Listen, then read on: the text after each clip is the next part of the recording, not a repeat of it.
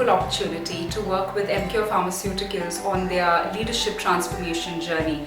All the leaders have been introduced to the Belbin team roles, and we've had over 250 employees within the organization really leveraging the Belbin.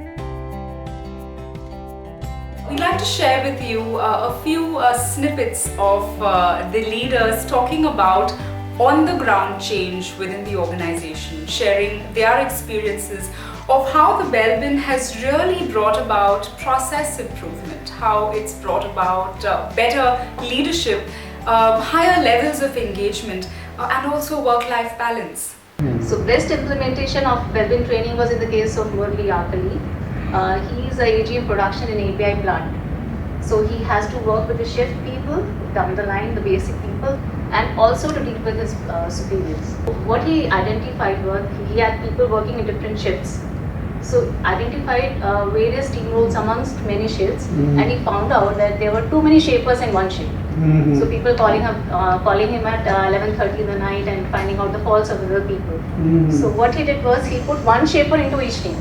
Okay. Yeah, so that was the best implementation. I could see one monitor evaluator into each team, shift wise, and all his shifts were working very effectively. What came out most important is we started and each one had a goal, but when we reached at a certain stage, our acceptability was a bit of a challenge till Belbin came in. Yeah, and then when Belbin covered the whole spectrum of people, there was a positive attitude towards the whole the final results that used to come. So everybody worked with a positive mindset.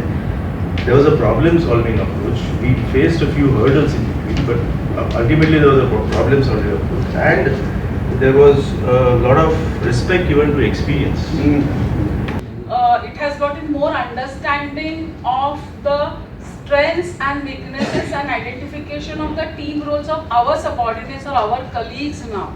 So we can relate well.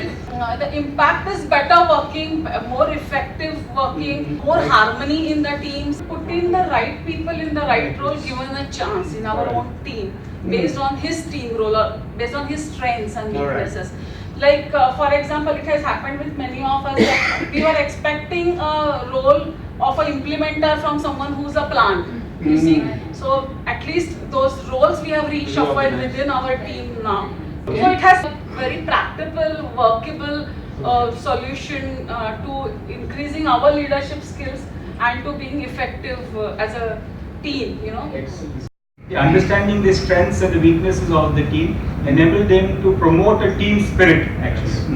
You know, so basically, and then proper delegation of work actually happens. Because of that, if someone is good in something, then you could actually understand that and then pass on the work to him. So overall an interesting environment was built in actually achieving a goal.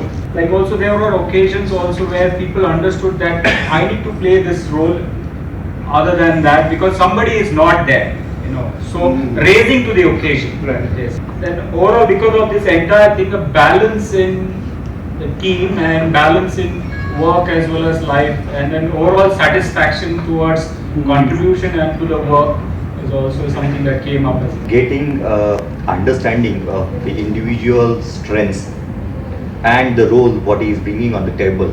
That understanding gives what you say a sort of a strength to the overall performance of the team, to identify those weaknesses which are really the deficiencies within the team, whether those can be brought up out of the existing team or should we really take help from somebody else and what you say satisfy that core requirement of the function.